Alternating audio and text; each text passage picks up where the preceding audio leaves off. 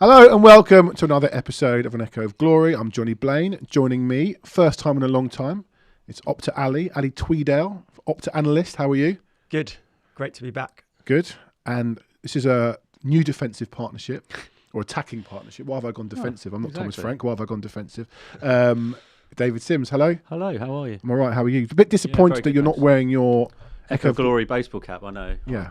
I was rushing out the house, I forgot it. So It should be literally by the front door. I know, it should be. In fact, you should literally just wear it the whole time. No, I should sleep in it. Well, you should. Yeah. If you're rocking some Echo merch, you wear the Exactly. Echo merch. Right, okay, that'll learn. Apologies. Yeah, okay.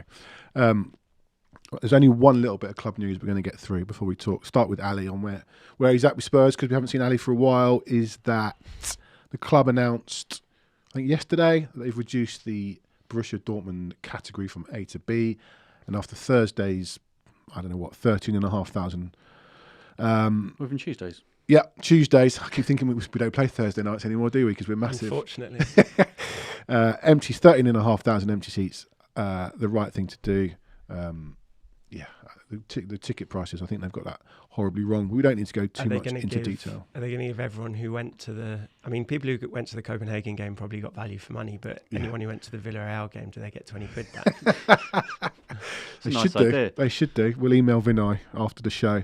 All right, Ali, you have been on this season? Yeah. Early early in the honeymoon period. Yeah. I'm prodding Ali today because I know Ali's definitely more than half glass full, which is fine. But come on, what have you? Where are you with Frank and the whole team at the moment? I'm definitely less sort of doom-mongery, I would say, than most Spurs fans, most people I speak to. I actually think the like mitigating factors for Thomas Frank are so significant that things aren't as bad as, they were terrible against Chelsea, don't get me wrong, but that things aren't as bad as a lot of people are making. You said to me you couldn't go on Saturday. I think anyone who didn't go on Saturday has definitely dodged a bullet. Yeah, and isn't feeling it. Yeah, maybe that has contributed to me, but to my feeling. But I think Spurs have gone from like the worst defensive team in the Premier League, aside from the three worst promoted teams in the competition's history, to, I think we've got the second best defensive record this season behind Arsenal, who have a record-breaking defence. Sixth in the Premier League, 2 points off second after 10 games. There's like teething problems with the attack, but they've also got like horrendous injury problems, missing Maddison, Kulusevski, Solanke. Xavi Simons wasn't the first choice for a creative player. They wanted a Premier League ready creator. I wanted that so badly. I thought that was so important to get someone who was Premier League ready to slot straight in. And they didn't get that, and Thomas Frank wanted that.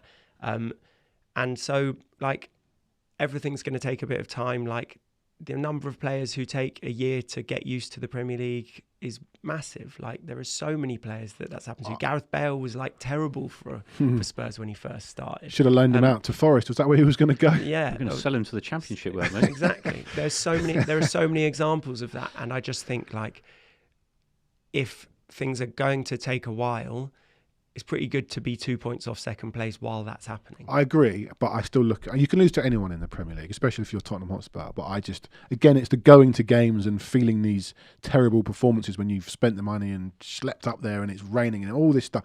The Bournemouth are a good side, but Bournemouth, Villa, you can lose to Chelsea, but it's how you set up. And I look at we are what you said, 2 points off wherever, sixth in the Premier League. But then I look at Arsenal away, Newcastle away, places where we normally go to die that are coming up, and you think, those are the buffer points we've lost. So actually, with my pessimistic glass half empty Spurs hat on, I'm looking at those results going, well, we didn't get those, and now we probably, or could be, 11th or 12th by the time these games come around.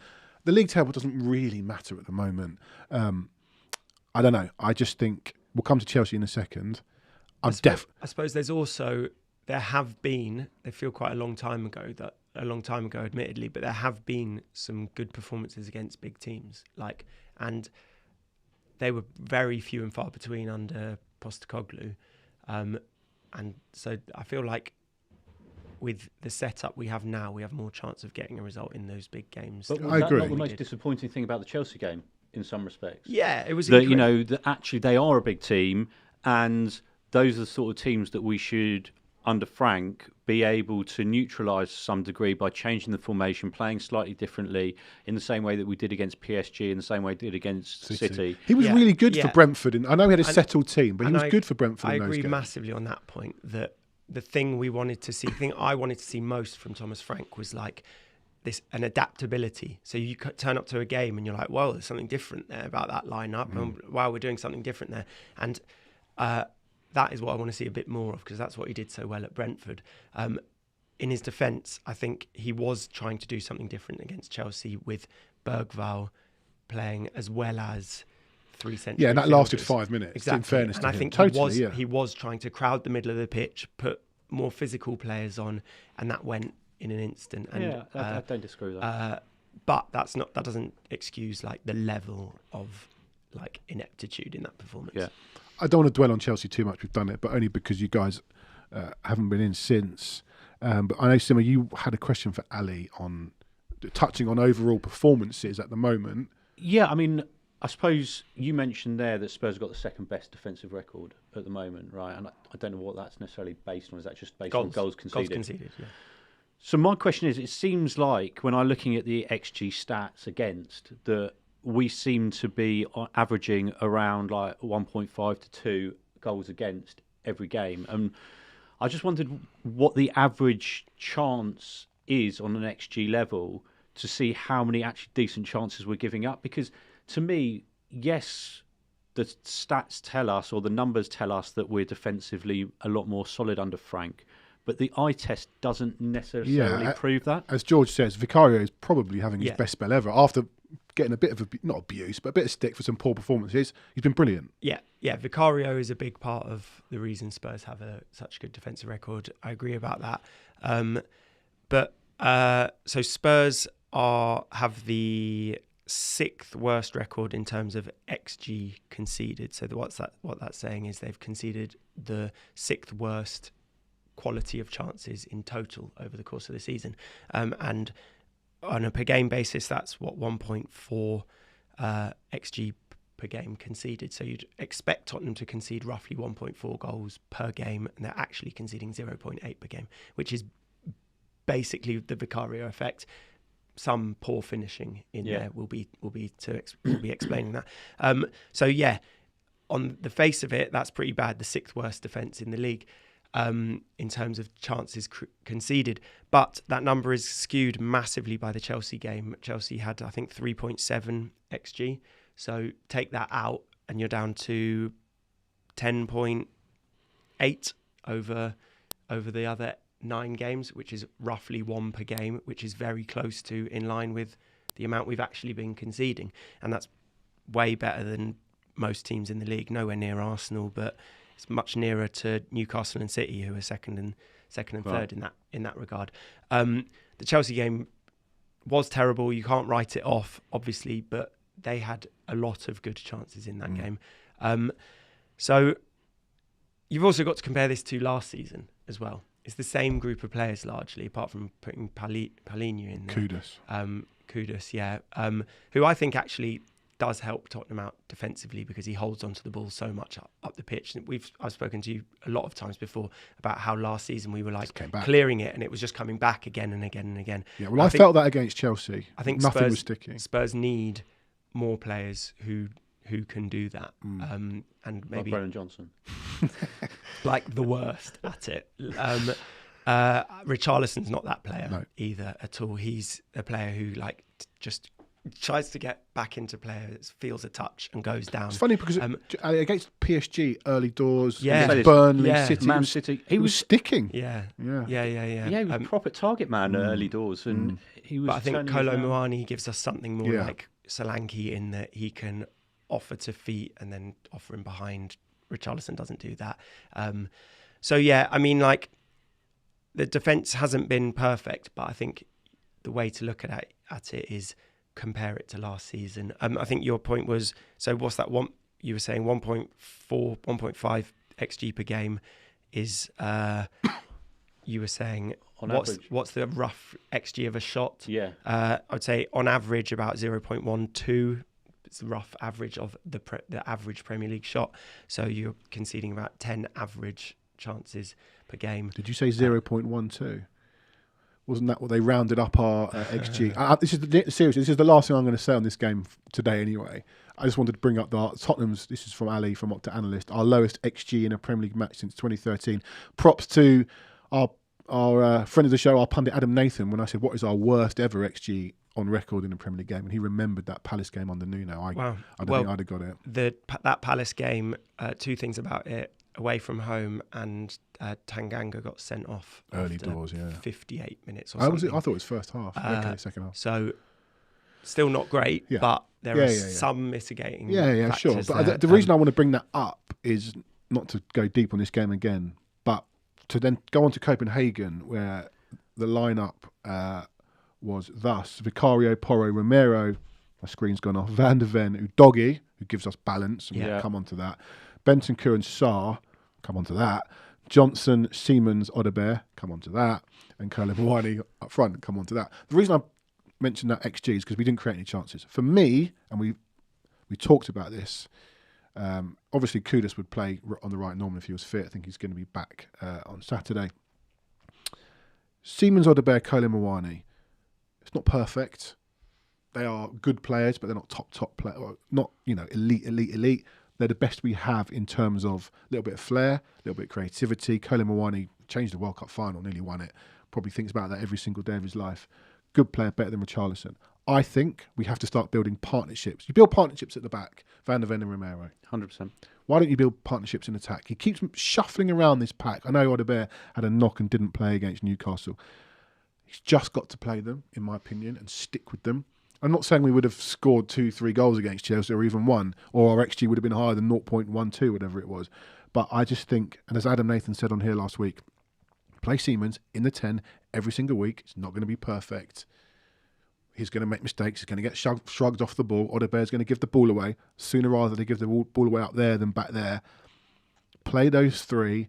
Hopefully build some relationships. You saw that little move on Tuesday night. Was this 3 Odobert, Siemens, Koulibaly?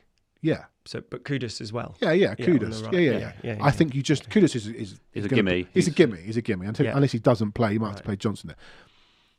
Just play 4-2-3-1 with those players because we don't really have anyone else. Yeah, I mean, I don't really disagree. I think the problem is getting it to those players. The problem has been getting it to those players. I think Udogie is a big help in doing that. If you're going to play Odobert there, you have to have Udogie. Because the other day, and I know we've got to take into context who the opponent were, but Udogie was giving so much width and he bombs up and down, and that then allows Odobert to either drift inside or to go on the outside, and he can go either way. But what it also does is give Siemens space because they go across. Spence isn't coming in and flooding the place. Yeah. He goes out, he's got his feet white on the touchline. Odobert goes with.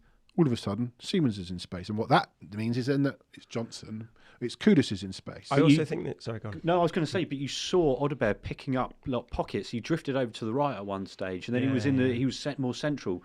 But the reason he could do that is because he knew that there was someone on the left and providing that width in Udogie, which Spence doesn't offer. Yeah. So I think it gives you a bit more tactical flexibility, if I can say that, by having...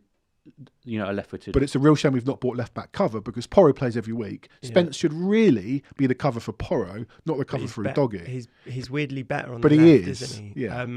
I think the problem with Spence for me is that the ball kind of flows up the left better when Udogie's there, when he can turn onto his left foot. And Spence always has to take that extra touch. If he's like bombing down the left, he always takes that like outside of the right boot touch to like turn back and face the inside of the pitch, which slows us down in attack. And just having like, maybe he just needs to practice those overlapping runs and like his confidence to like get into, because some of the positions that Udogie gets into to cross, you don't need to have like a wand of a left boot to like play a cutback like Udogie does. He gets really far forward, like sort of edge of the 6 Yeah. yard box almost. Yeah. Those positions quite a lot. And like, I don't see why Spence shouldn't be able to do that. But maybe he's like second guessing himself because it's not his natural But side. I think if you can get a sustained number of games out of a doggy, and that's a big if at the moment, given his injuries.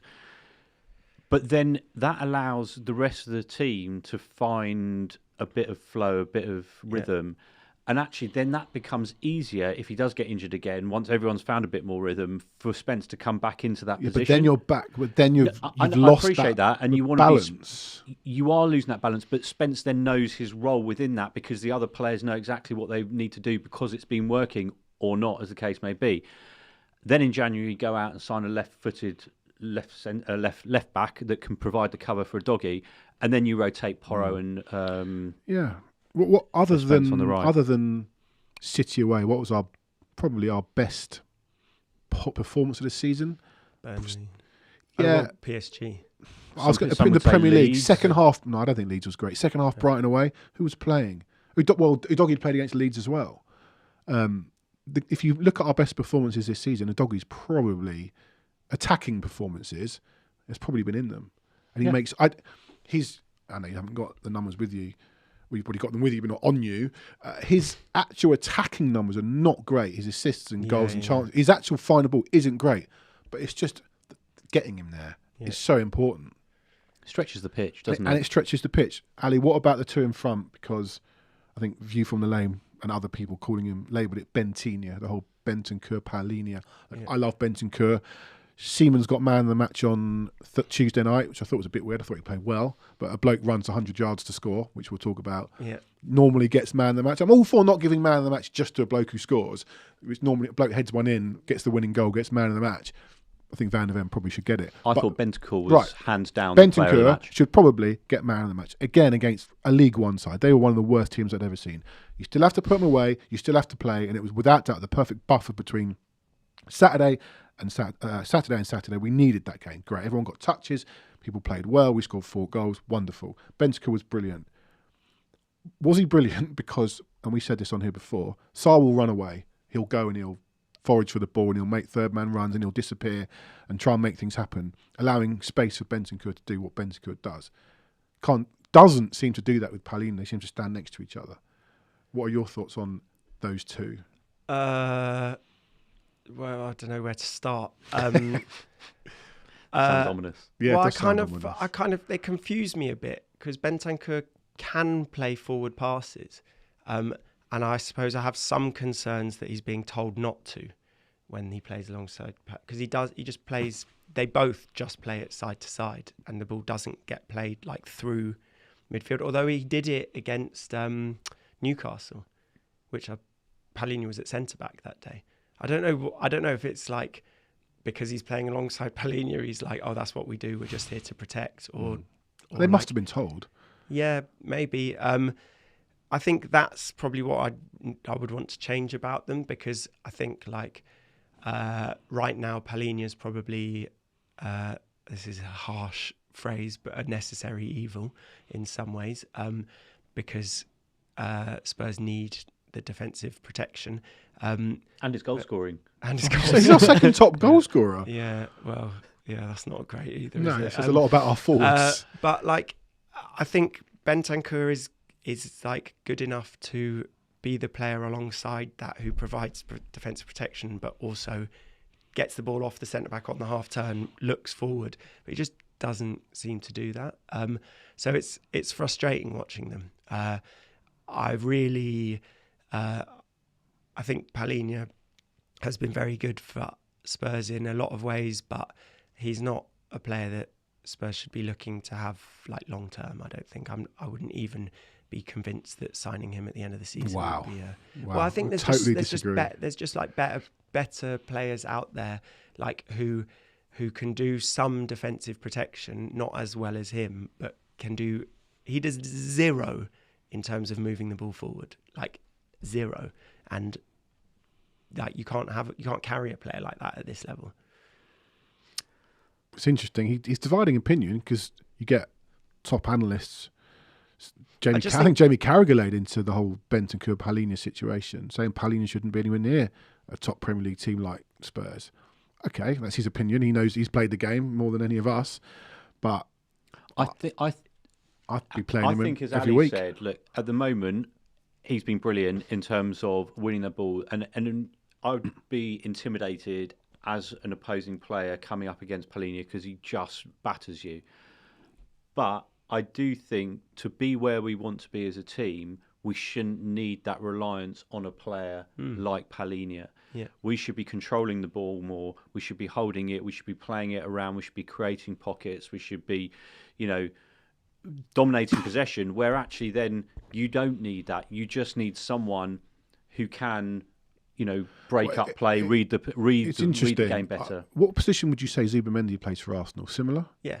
I was having my haircut yesterday in Radlett up the road. David Raya and Zubimendi walked past the barbers. Actually, the barber said, those two Arsenal players. And I was like, I didn't recognise them. Zubimendi looks like a jockey. He is small and thin and tiny. So actually, when you think about it, Palhinha is a beast, very strong. He's got a six-pack on his back. Zubimendi does the same job and does it brilliantly. Does it for Spain, did it for Sociedad. He's half the size of him. Yeah. Adam Wharton, half the size of him. Makelele, half the size of him. Yeah. Kante, half the size. I do get it, but I think we currently need a Palhinha. Yeah, I don't think that's incorrect. I think we do need a Palhinha, but then the complaints about our open play, our lack of creativity in open play, you just have to accept that there's a huge weakness to this team. You're playing with half a man down when you've got the ball, because he just does half of the job, basically. The squad still needs work, and that's Frank's had one window, and he's had a window also under a previous owner or a previous chairman. Yeah, and he's had to come in and see those players firsthand. It's all very well seeing those players when you're playing against them in a Premier League game, but when you've got to see their attitude in training, you've got to see what they're like and how they interact with each other, but also, get the eye test yourself. Yeah. So I think it's difficult to, unless you're signing someone like Akudus that is definitely coming in and making that team better, to sign the right players. Otherwise, you're just going around in that circle. Well, other clubs do sign the right players. We need to start doing that. I get that, but when you're talking about for that manager and for his system, then that's a good point. Well, they failed to sign the players that you wanted, didn't they? Correct. What, Ezra? Gibbs White. Yeah, well, Gibbs White was a funny one. Where are you on Kolo Muani and Siemens, and also what do you think the Frank plan is? Because for Brentford, he had Visser, Tony, and Mbeumo, three top Premier League forwards. Did he have them all together? Didn't Tony? Did they play all together? Yeah. Okay. I'm sure they did. I mean, me and you should definitely know that. There's quite a lot of attackers. I would say they play together. Okay, yeah. Fine. What do you think his plan is here? And are Siemens and Kolo Muani the right two at the moment? I think the plan is... I should caveat this by saying I do not think that Thomas Frank is a defensive coach. I think he is... But the plan at the moment is to sort out the defence, which was the problem last season. Do you think that he's definitely come in and gone, don't lose? Yeah, he's come in and been like, right, if we set up in a way where we concede very few goals and then try and, I suppose what I'm saying is a different way of saying don't lose. Yeah, try and find scoring under Ange was primary, under Frank it's secondary to making sure that the defence is my solid. concern is we need that has to be in the middle. It has to be in the middle of that, and maybe Frank will find it. I put out, and you know about it, the 4 through balls. Yeah. What on earth is that? 4 through balls all season, 1 at home, which we scored from against Burnley. The mean in the Premier League is 18.5. I ask you about Siemens and Kolo Muani. The only striker we've got is going to go in behind is probably Kolo Muani, and the only player, unfortunately, who's probably going to find him from centrally, could be Bentancur, if he's allowed to play higher up, is Siemens. But I also think Sarr's got that in him as well. Yeah. We've seen that last season where Sarr could play a few little balls through the lines, whatever else. I remember the one, I think it was was it Bournemouth, with a little, no, that was early days of Ange, where he just kind of clipped it, Madison just got a tiny little touch on it. He slid the ball in and then got a tiny touch on it. He's got that little weight of pass on him as well. I really like Sarr. I've been banging on about him on the pod, when I've been on this year. I don't think he's got enough game time recently, and I don't understand really why. Well, why? Because he's playing Palhinha and Bentancur. But then he's got to drop one of those two, because I actually think Sarr is more important than those two currently to our team. Because of the energy he gives. Because of the energy, because of the fact that he's true box to box. He pops up. He had a header the other night, which he put over the bar, but he gives you options. He's an aerial threat. I wouldn't be surprised if he started on Saturday and Simmons was on the left. I would hate that. I would be so angry because Siemens is not playing. He can't play on the left. Like, it doesn't give you enough. If you have a doggy, it might be slightly different. Going on about the through balls again, who played the through ball to Johnson? Siemens. Yeah. So on this through balls thing, I think if we're playing your chosen front four of Koulibaly, Kudus, Simmons, Odobert, putting a centre forward through with a through ball is probably quite difficult. Well, Arsenal have done it 38 times. Putting a centre forward. Oh, I see. Yeah. But yeah, let's not compare us with Arsenal. Let's not get into that. Yeah. But you're playing two wingers who are like anti-Ange wingers. Ange just liked runners who would charge down. Yeah, cut it back for the other winger. Exactly. Yeah. And that's not what Thomas Frank's doing with those players. I think Kudus should do that a bit more than he does. He's quick enough, but he's the plan largely has been get the ball to Kudus, work the ball up the right, and then work a crossing position, hasn't it? Johnson had a great opportunity the other night, didn't he? He stood up his fullback and he just absolutely left him for dead with his pace. We've always wondered if it's a confidence thing with him. Yeah. But he's got that ability, and he literally just glided past him and stood a little ball up, and I think Sarr, that was the one Sarr headed over the bar. But you're like, why don't you do that more often? Because it looks like he's always just trying to run down a bit of a blind alley. But actually, if he holds it and then drops his shoulder and goes, all you need to do is put a ball in the box. Which used to see you doing that on the other side, Tim, and maybe you should have a word with him. Well, left-footed. I mean, maybe I'm the answer. Was it the quality of opposition? No, there was some decent opposition. It's all relative. Sorry, not you. No, I didn't mean you. Yeah, Brennan Johnson the other night. We talked about Son's best performance last year came against the Swedish right back, who was absolutely terrible. The Copenhagen were bad, but again, we needed that performance. Yeah, big time. 1-0. I can't even remember now. It was 2 days ago. Who scored the first goal? Johnson scores the first goal. Through ball. Thanks, through ball, lovely ball, great finish. Thanks to the goalkeepers helped him out massively. Yeah, massively. 2-0. Koulibaly. I don't think enough people have said. James Moore did say this on View from the Lane. Koulibaly missed two massive chances. The first one maybe got a little bit under him. Did wonder whether he didn't need to take a touch. The header should do better. Richarlison, ironically, probably does better with that. Yeah. 5 minutes after half time. He missed a decent hit the bar. chance. No, the one that after that. He glanced, I think was a bigger chance. Which Koulibaly chases that down. Yeah, really good. The ball comes down with snow on it. Brings it down beautifully. You could be forgiven him now. He hasn't scored for us yet. He's missed two chances in the first half. Or shooting first time, which would have been very hard with that ball spinning. Yeah. Takes it down. You think, well, a selfish centre forward is shooting there. I need that goal. Picks out Odobert, 2-0. I thought Koulibaly was excellent. He's very in control of his own game. Richarlison is just a box of chaos, and which has its moments. Certainly in the box, Koulibaly looks like a classy centre forward. Should start every week. But quick one on the Johnson red card before we come to the moment of the game. Very harsh. I barely saw the foul from my seat in the ground. You could see the guy kind of jumping. I knew immediately what had happened because he kind of started hobbling while he was running, sort of holding the back of his leg. Like, you knew exactly what had happened, but there was no intent. There was no intent, but there was no indication from the opposition. Exactly, they didn't turn. There was no indication from them that they thought there was intent. There was no one thought there was. But this is the problem with VAR, isn't it? Yeah. You go over to a screen and the referee runs over and there's a still waiting for him on the screen, and it's of a foot planted on the back of his calf, and he's like, okay, well, he's already made his mind up before he's even seen it. Yeah. And I think with Johnson, he's gone in and slid in just to make it look like he's made an effort to make a challenge. Yeah. His foot's bounced up off the turf. onto his leg. I think when it came up on the screen, it was like, oh, with force and like intent and whatever, endangering an opponent. I don't think there was any undue force there. He just slid in. It wasn't really high impact. I don't think it was ever going to break a leg or do anything like that. Very the hard. Frustration is, I don't know if anyone saw City Dortmund. Doku got fouled yesterday by Jurassi. Worse. No, not even a card. We're all pleased it happened, though, right?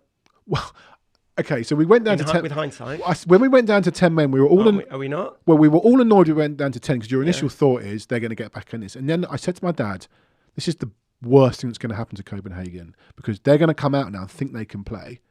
They can't play, and we will pick them off. Vicario goes down. Again, your initial thought is, oh my God, we're down to 10 and now Vicario's injured. No. Yeah. Did you not see how he went down? He's just... Yeah, and that then was... all the players run over to Thomas Frank. Yeah, that was... It's so obvious what they're doing. That needs to be stopped, by the way. Sorry, can I just go back a step on Johnson, though? How many games does he miss now? 1. Is it just 1? I think it's just 1. Yeah, 1. Right, okay, fine. I was hoping it might be 3. But you can't do that in the Champions No, but it would have been League. 1 in the Prem. It's not violent conduct. It would have been 3, straight red. No, but it's not... Of course. Yeah, it would have been 3. Of course, yeah. It's one in the Champions League unless UEFA decide to give another, but they won't.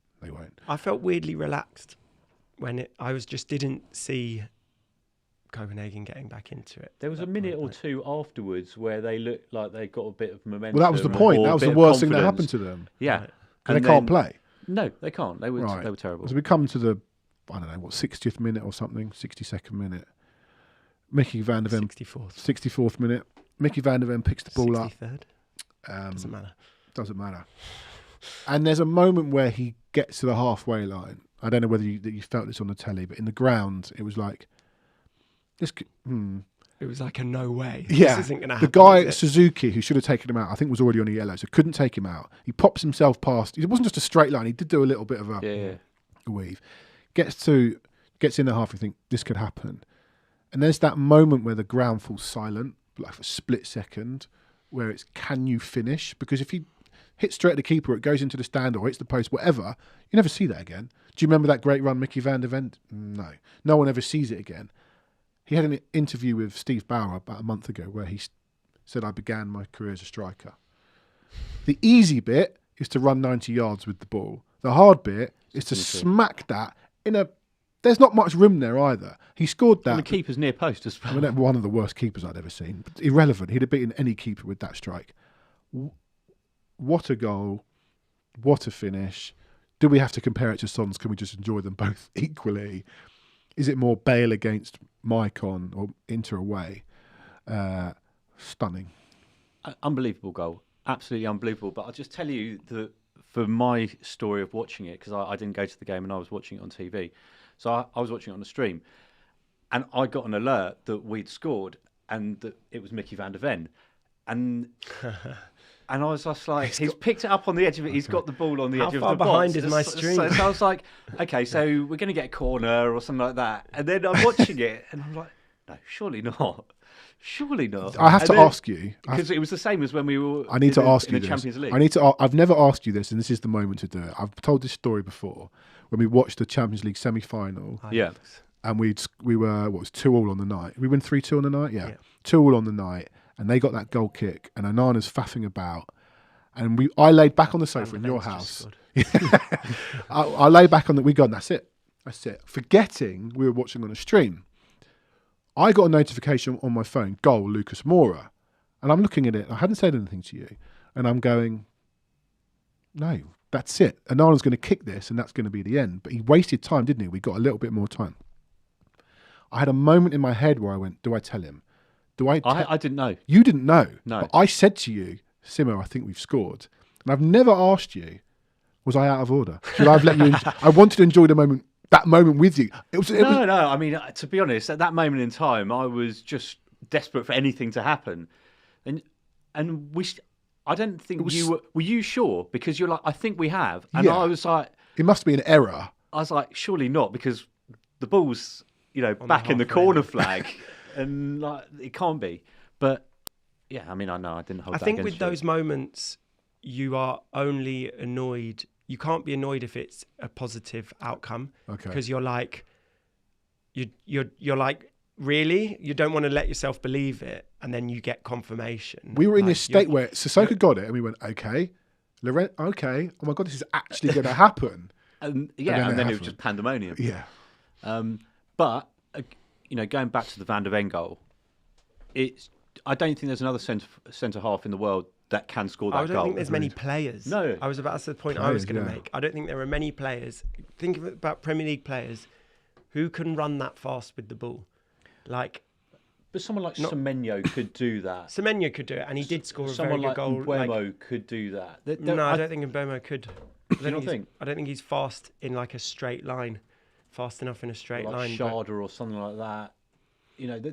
There's quite a few, I think, players that could, but not centre halves. But it's also finishing like that as well. Yeah. Oh, the finish is incredible. Smashing it. I just don't think there are many players that could do it. I just want to say one thing on it that's data, so apologies, it's boring. Van der Ven's run from first touch to last was 67.7 metres, which is the longest ball carry before scoring a goal in Champions League, on record in the Champions League. So in Opta's record books, which go back to ball carry, 2015, 16, they're ending a goal. It's the longest one in the Champions League. Do we know what his top speed was during that run? No. So it's 75 yards, which is 67.7 metres. So it's basically, which is box to box. Can you find out what his top speed was during that? Not right. I would not by the end of this podcast. Right. Is he the best box to box defender in the world? So if you want to compare that to Son, it's actually nearly 5 metres shorter than Son's run. They picked it up in roughly the same position. Son was slower and more slightly more mazy, and then he went further into the box. I'm not saying one's better or the other is I was going to ask you, but I think Van der Ven's is better. Is it because I agree? My reason might have been because I was there. I was in a very, very good seat for it. Yeah. I had an amazing view, sort of south stand, 15 rows back towards the corner flag on the side he was running down the pitch from. So maybe my experience of it was better. But I think under the lights, Champions League, man down, a centre-back doing it, the finish, the power in the finish was just It was a sensational goal. And I don't think, if you break it down, you're going to see many better than that. There's individual moments of brilliance like Delhi's, against Palace and stuff like that, where you kind of go, wow. But that for a centre-half, as I say, showing his pace and power, and then the composure to actually finish like that. The composure's incredible. But we haven't mentioned, I don't think it's possible, that goal, without Palhinha's assist. Oh, yeah, you're knocking Palhinha in his passing. I know it was a backwards pass, but, He didn't even really pass it. He just nudged the player off the ball and, him and Vertonghen. My answer is VDV. I actually had a much better view of the Son goal. I was behind the goal that night. I was West Upper 501, so in the corner for Van der Ven. I don't sit with my dad that often. He sits somewhere else. The Son and Van der Ven goals, we were sat together. So maybe we need to sit together more. I think because of the finish. I think you almost expect Son to finish, but none of us can understand, really. We've all played football at whatever level, and scoring goals is the hardest bit. But to have that composure after that, for Son and for Van der Ven to do that. So we're going to win 3 Puskás awards in 6 possibly. years. Yeah, potentially. Puskás again, ole ole. Do you want to have some fun quickly trying to guess? So Son's carry of 72.3 metres for that Burnley goal was the 3rd longest in the Premier League. Do you want to have I don't know if you can see the screen. No, I can't see that. My eyes aren't for good the enough. longest carry. So it's only since 2015-16 that Opta have this data, but the longest ball carry leading to a goal. I doubt you remember the goal because it was actually quite unremarkable. Is it a bit but it is a former Spurs player who did it for another. See, I don't like George Ware's goal because he sort of bundled his way through. Is it a bit like that? Kind of. And when this goal scorer finishes it, I should give him more credit than that. It wasn't bundled, but he finished and just collapsed. Well, put it out there to the listeners. So you're saying there are 2 goals in Premier League history since 2015. One of them you'll never ever get, I think, but the top one is, the one in second is a player that I don't think many people will remember exists. But the one in top was a former Spurs player, ran 78.9 metres before scoring. sometime in the last 10 years, and it's really funny to watch back if you. Paul Stalteri ran quite a long way to score. No, not with the ball. With the ball. With the ball. With the ball.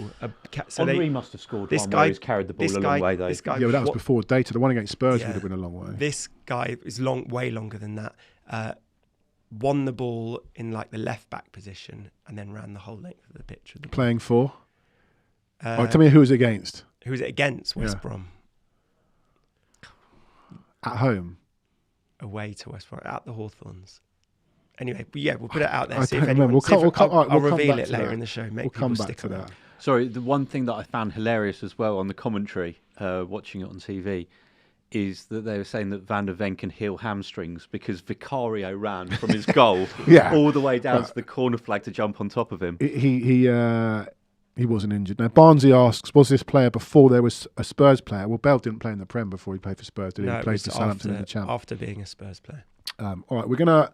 Listen, we'll close off the Copenhagen game.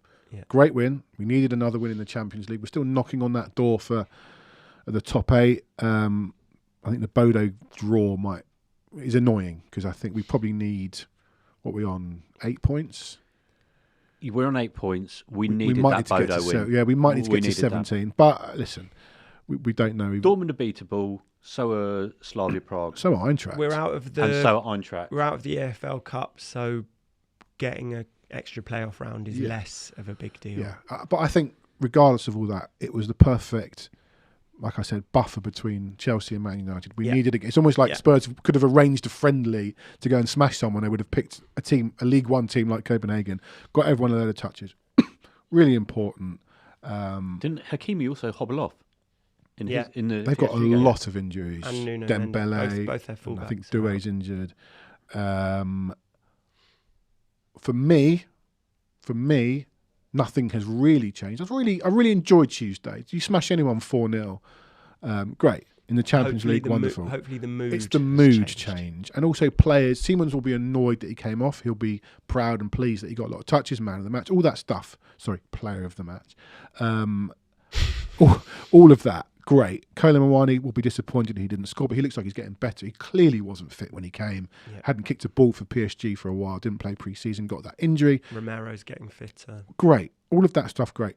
But for me, got to turn it around into Saturday, lads, it's Man United. We're going to talk to Ian Irving, friend of the show, who I don't think has been on, and has been on every time has predicted United to beat us, and they haven't. Well, they haven't beaten us in ages. 7 games. How long has this podcast been going? 7 games unbeaten against Man United. For Spurs to be unbeaten, if you told 12-year-old me you're one day going to be 7 games unbeaten against Man United, what are you looking for then against United while we wait for Ian to come in? A win. No, I know, a win. But a setup and performance. The thing about Wednesday was, I was saying at half time was that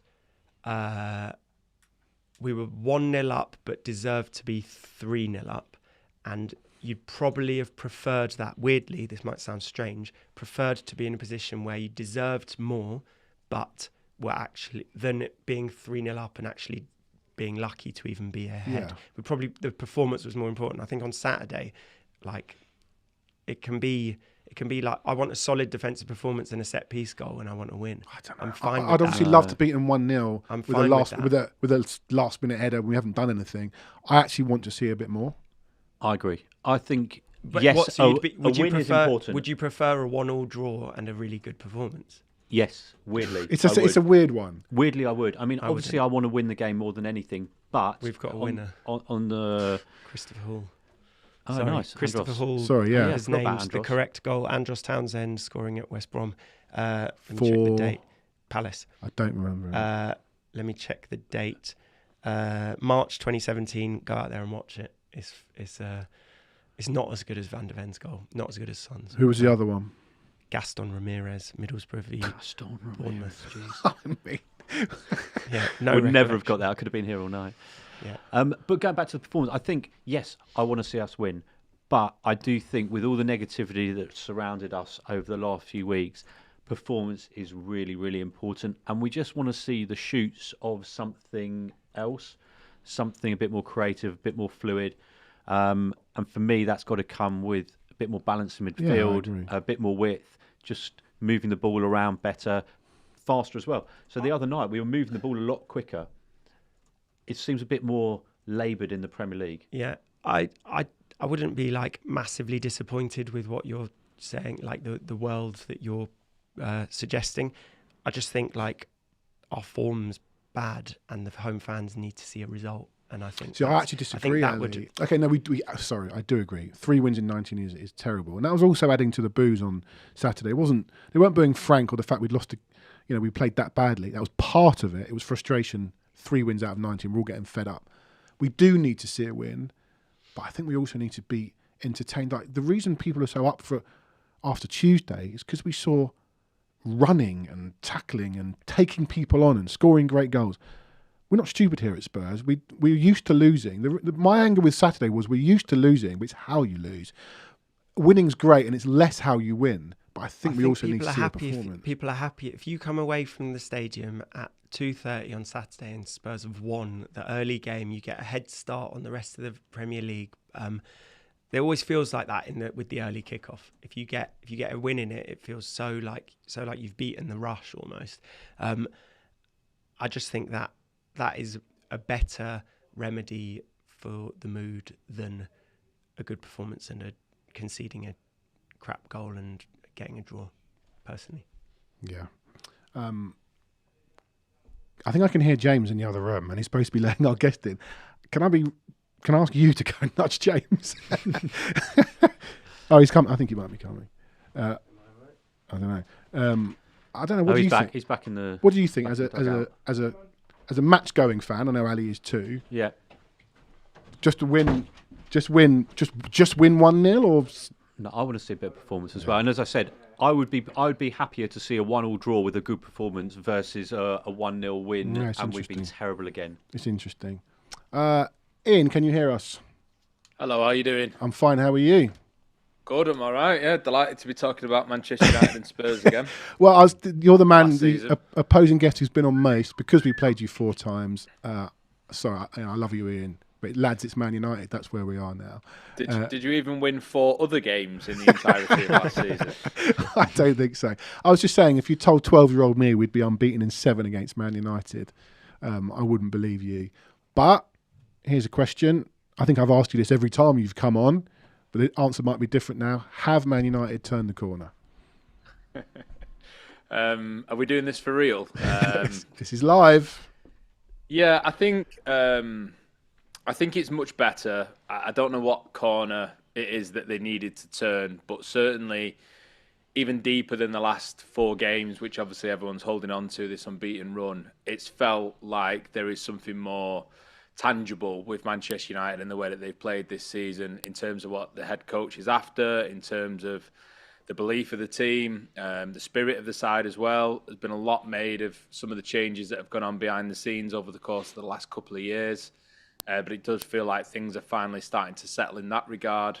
We've got Jason Wilcox, who is essentially in charge of the football club now, really, in day-to-day matters anyway. The football around the football, if you know what I mean. Talking up the way that players are feeling coming into work. So, it's really small things, turning up to training early, hanging around afterwards.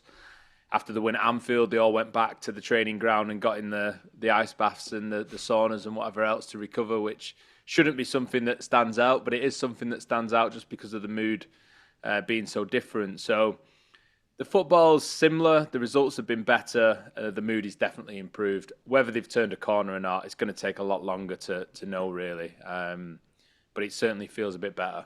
And what about the squad balance? I look at it, you've now got 4 top forwards. I don't know about Šeško, but Fernandes and Buemo, Cunha and him. Why don't you know about Šeško? I'm not sure if he's good enough. I know about him. Is he good enough? I think the early signs have been more positive than what has been generally said about him. There seems to have been a lot of concern about the way that he started the season at United, but I spoke to Ruben Amorim before a ball was kicked, and he was very clear that the expectation should be on Mbeumo and Cunha because they've been in the league before. They're the consistent, more senior performers of the 3 of them, and that Šeško should be given the space to be able to grow a little bit. And people just seem very keen to. I'm not saying you're doing this, Johnny, really, but generally across the board, people seem very keen to criticise him. And okay, he's not set the world alight so far, but I don't think the expectation was that he should be setting the world alight yet.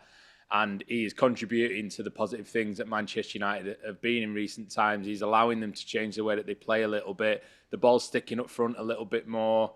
There's certain things. The Forest game wasn't his finest match by any stretch. He didn't touch the ball much. He didn't feel like he affected the game much. But when he was involved, even the little things he was doing, it felt like something that United's forwards in the past couldn't do. So there's a player in there. I just think it's going to take a bit more time to see him than it's taken Cunha and Mbeumo. That said, they've just got a lot more experience in the Premier League. Of course, and that's why we get people like you on here. And so you can tell us. I can sit here and go, I don't know, and you go, actually, he's been great, which is great.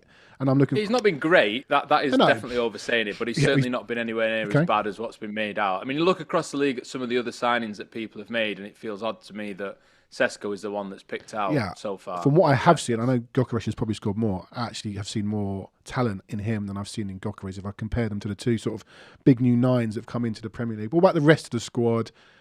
Didn't really bolster central midfield, really. Happy with that, or is it still a work in progress, the squad itself? Yeah, I mean, you look at the team now, in 2 or 3 years' time, how many of those players are still going to be first choice United players? Half maybe is probably the current assessment. And I know teams change a lot these days anyway, and the manager could be different. I mean, it could be 2 or 3 managers down the line in 2 or 3 years' time, the way things have gone of late. But it just feels a bit more like everyone understands what they need to do. Like some of the weaknesses of the system and the weaknesses of the players' adaptation to the system have been worked out a little bit more. The Brighton game, for example, you had Luke Shaw and Matthias de Ligt being extremely aggressive. Basically, what Amarin's been asking for the whole time to help the midfield, to ensure that there's not these huge gaps for people to exploit. And don't get me wrong, the system does allow midfielders to be outnumbered. It does allow there to be space either side of United's two. But Casemiro and Bruno Fernandes feel better in the roles than they did before. And the team around them, whether it's Cunha, Mount or Mbeumo dropping a bit deeper, whether it's wing-backs helping out, either tucking in or dropping down, whether it's centre-backs stepping forward, it does feel like some of the biggest issues have been more mitigated this season than last. Hi, Ian. To jump in, I've got a question, but I just wanted to say on the Sesko thing, I think my explanation of it is basically that opposition fans have enjoyed Man United being not so good and wasting money on. Do you think so? Yeah. Yeah, and so like they want every opportunity to like enjoy someone else failing, and he costs 60-70 million quid, and so people want him to not do well. They don't want him, like no one who supports anyone other than United wants Sesko to be a success, and so if he's got like a few goals, everyone's just like, well, he's only scored a couple of goals, he's not been very good, and like we can't say that about Cunha really, because everyone knows how good he can be. So I think that's probably the explanation. So I think he's probably, as you say, far better than us how good he's actually been. My question was going to be, if you were to be given a scouting mission for Thomas Frank for this game, and you wanted to, because Spurs' problem has been creating an open play, and we need to focus on some weakness in that United structure, where would you say that Thomas Frank should sort of focus his attentions to try and get like Xavi Simons into dangerous positions, for example? Yeah, like I said before, I think it's the midfield that is the area that can be exploited for United, and they've conceded a lot of goals already this season as well.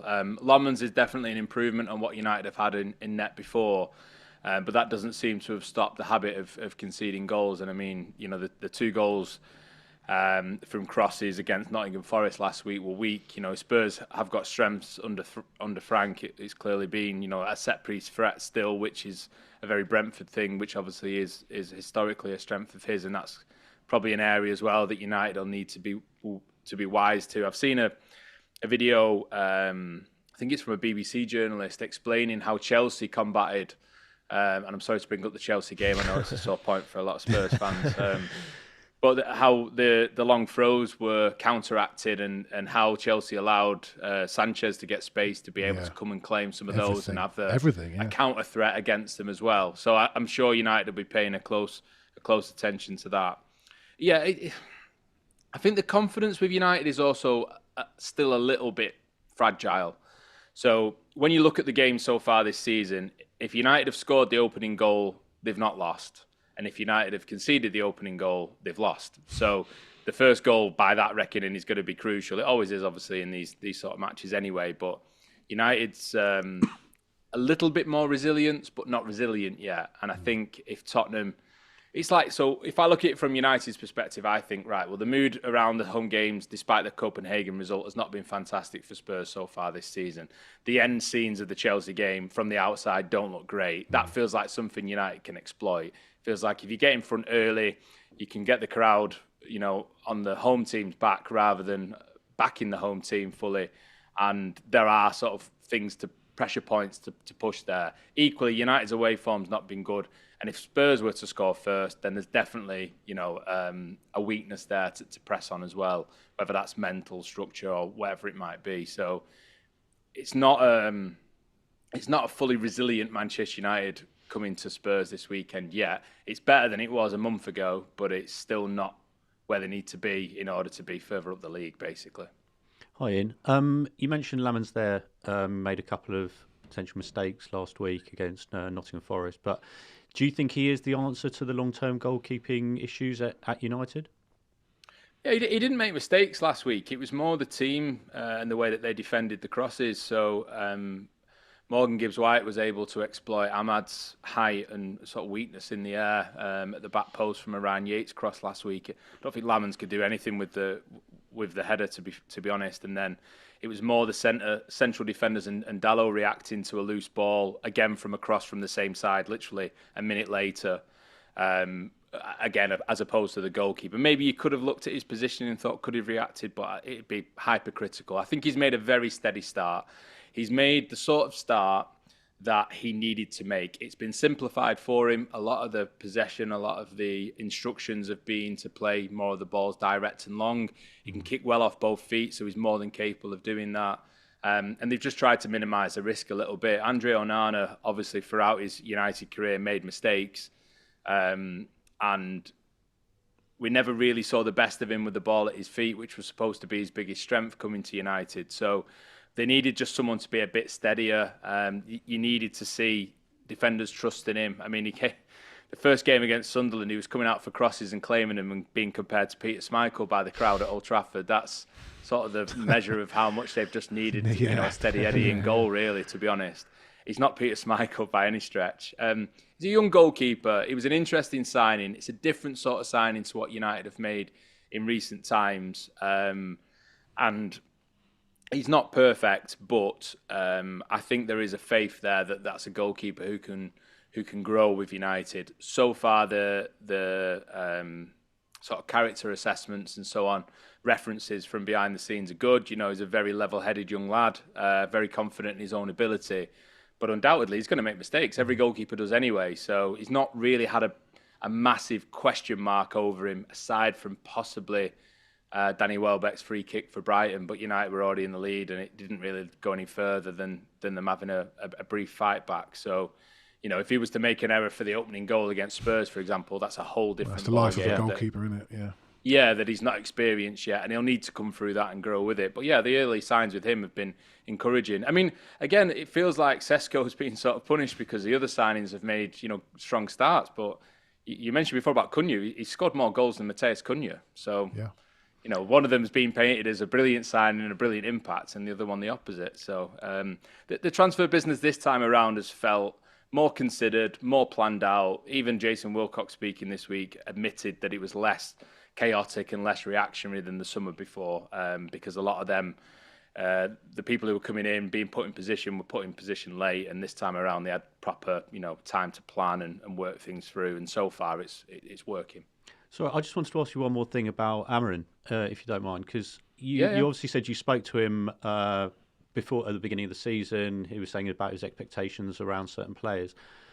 In the media, he's looked a bit broken and battered at times this season, but what's he like behind the scenes when he's not in front of the camera and you're speaking to him? Does he have that confidence that he can turn it around?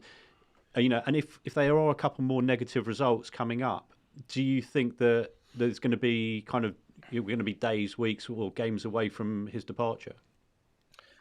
No, because I feel like the hierarchy that's around him has a lot of faith in the work that he's doing, and it feels like they've got to a point where it's about a lot more than a few results. That said, if they went on a losing streak and it continued and continued, obviously they would have to make a decision. And before this little run, there was sort of mounting scrutiny on the work that he was doing. There was mounting concern amongst the fan base about exactly the direction it was going in.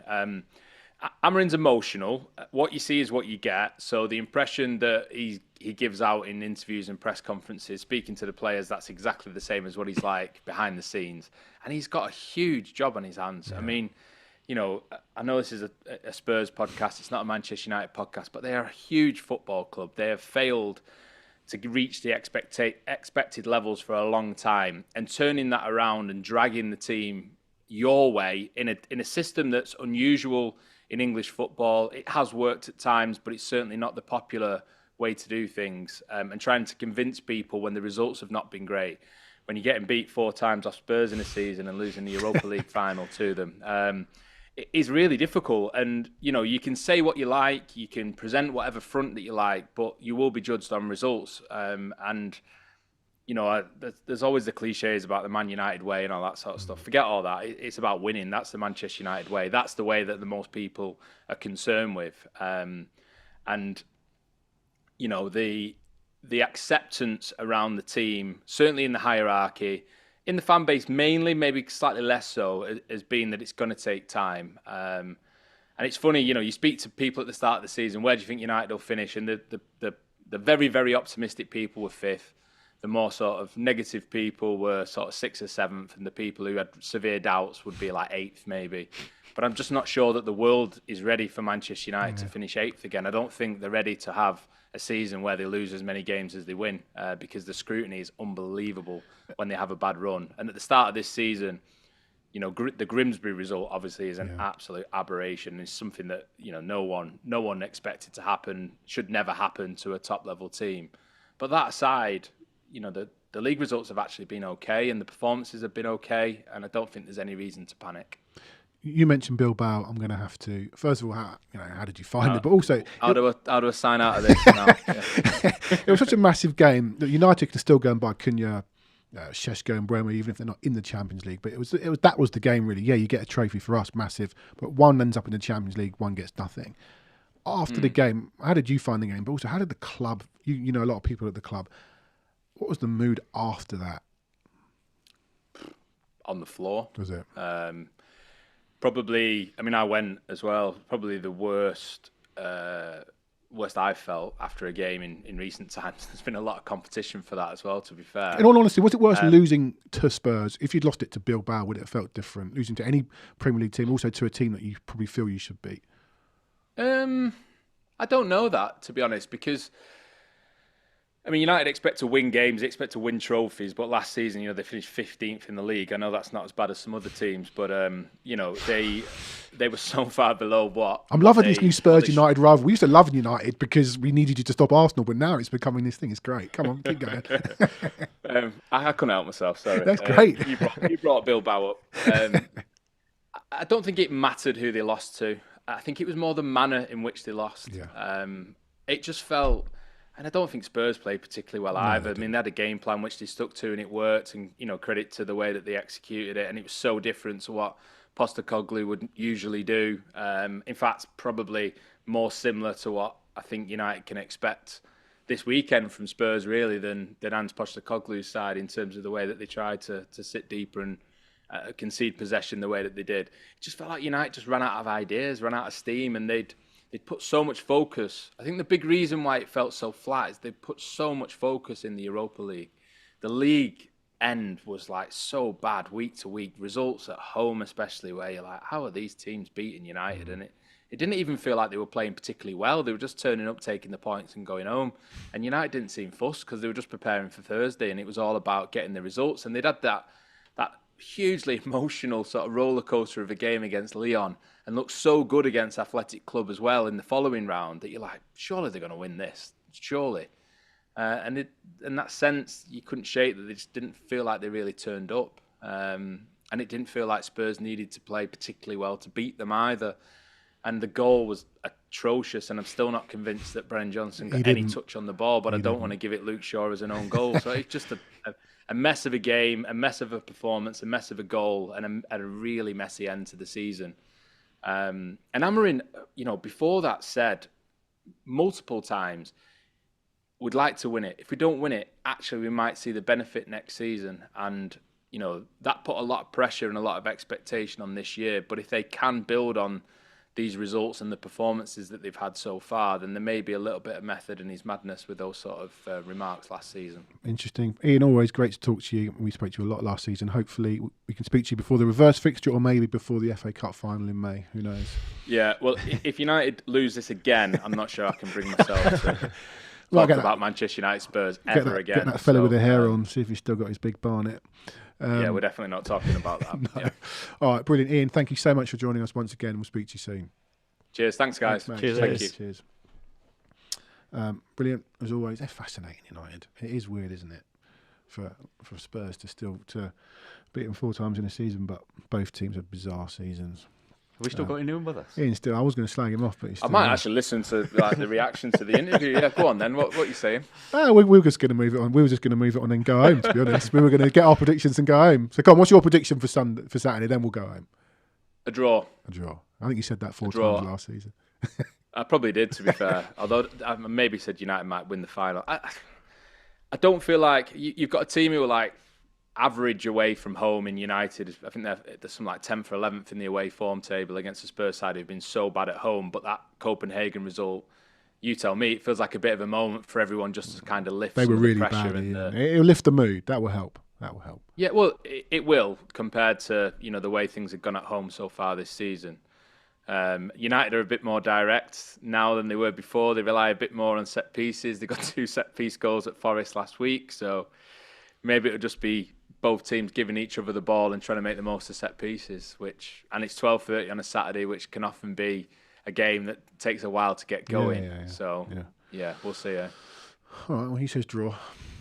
I'll go. See you later. Cheers, Ian. Thanks, mate. Bye. Cheers. I asked you before Ian came on.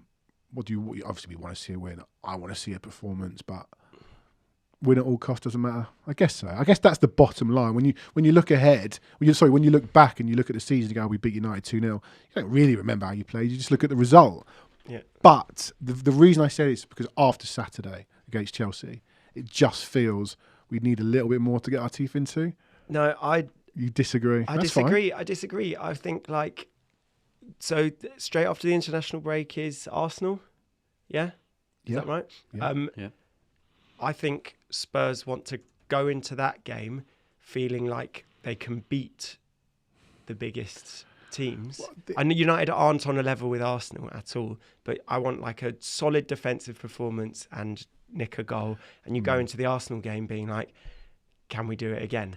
Like if we are obviously better than that is just like swashbuckling repeat of I don't expect Copenhagen, but that's just not going to happen. And like, I'm just being realistic. I think if the toss up is stodgy performance win or slightly better performance draw, I'm choosing the Well, win. I know that's what you said. But I think that if we go in with that, let's just be defensively solid and then try and nick a set piece goal or whatever, that doesn't really help move us on. And then if you get to that Arsenal game where they're better than us at set pieces, so they're going to score one from a set piece, and they're better than us defending, so we're not going to score, then what have we got? Yeah, it's about the intent for me. We need to try and develop something so that we find ways of hurting the opposition. And I'm not expecting us to suddenly turn into this world-beating team overnight. Isn't that the point? Is that's not going to happen? It's not. So, more than Saturday. But more I'm than Saturday. expecting to play the right players in the right positions. In the world I'm describing, where we get a win, you have to be better than you were against Chelsea. Okay, because as we saw, 0.1 XG, like colossal failure. What was our XG? So then what happens if we literally take a shot from the corner of the thing that takes 3 deflections and goes in? It's got a less XG than the Chelsea one, and we win the game. That's not going to. This also is not going to happen, I guess. Well, Son scored from a corner against them in the League Cup. He did. I can't remember what I was going to say. Everton, we won 3-0. Yeah. 2 corners and a goal when Everton had given up at the end. Yeah. Our XG from open play in that game was dead low. Yeah. Everyone was happy we beat Everton. But if you break it down, winning 3-0 away at Everton, great. They hadn't lost, so all that. Yeah, it was worse than the Newcastle game. Bloody awful. Yeah. So I just want to see a little bit more. Obviously, against Monaco, there have been those shoots of life. they have. But I thought the Newcastle performance was actually quite agreed. Good. Totally agree. I thought it was actually pretty good, and there were like a number of occasions that we got into really good positions and didn't actually get a shot off. Wow, that scared the life out of me. Don't know what happened there. So I'm kind of like the Chelsea games in the past. It didn't happen. Yeah, it's not in the past. Against Monaco, I thought we were terrible. Got a draw. Everton, we were terrible and got a win. Chelsea, we were terrible and got beat. I just want to see a little bit more. Obviously, I'm not. If we lose 2-1, it would have been brilliant. I don't want to lose 2-1, but I want to see something. Again, maybe it was because I was there Saturday. But I'm not going on Saturday because I've got to go to work after, and it's a long old day, and I decided not to. I was so burnt by Saturday. Me and Spurs are having a week off, bit more because the international break. I'm excited.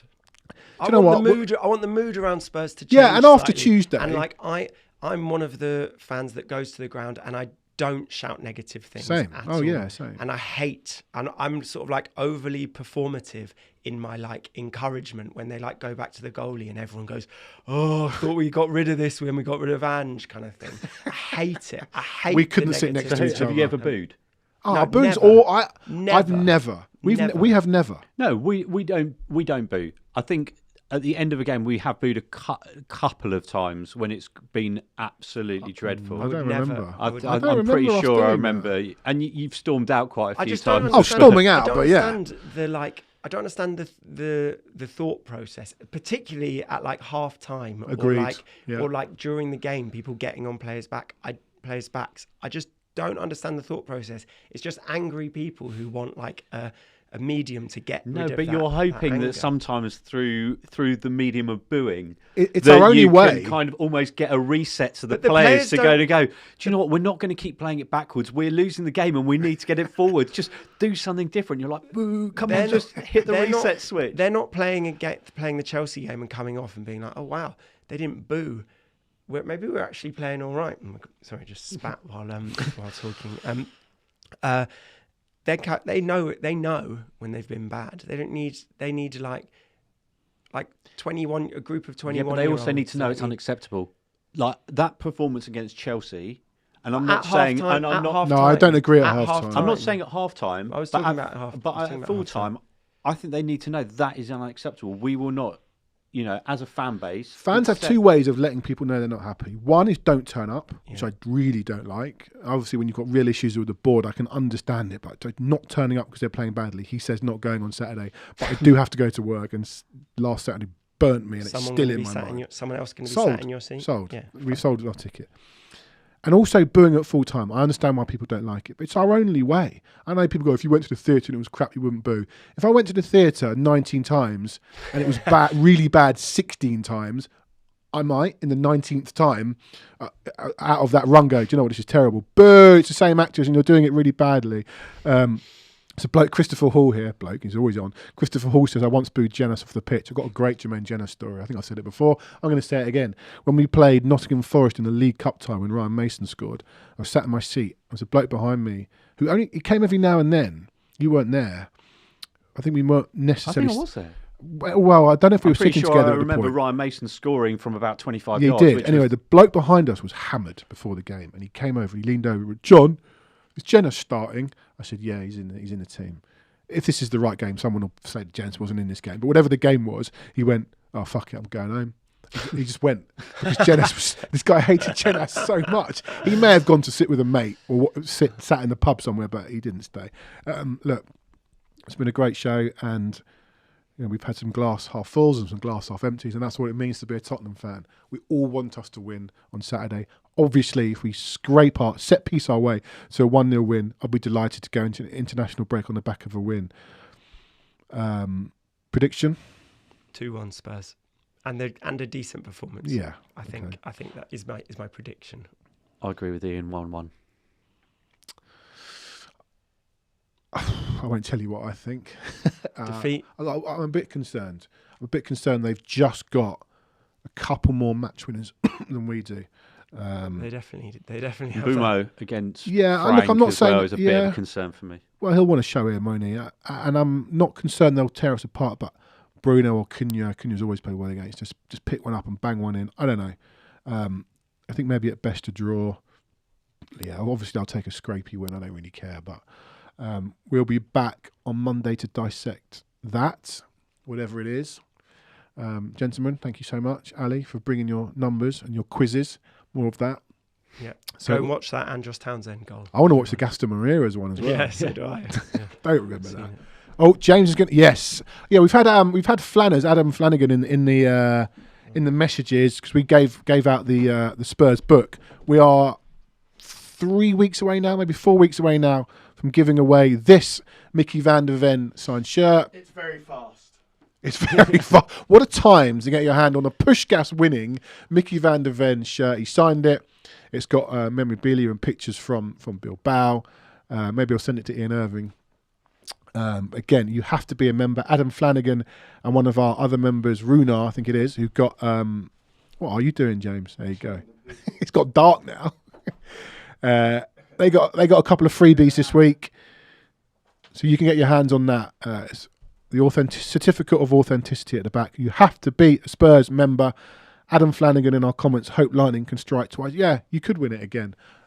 Every chance as you are a Spurs member. But to get hold of that after the Brentford game in the second week of December, you have to be a member. So we'll do that in a few weeks' time. Gentlemen, once again, Ali, thank you. David, thank you. Wear your hat next time or you're not coming in. Yeah. And we'll see you on Monday and up the Spurs.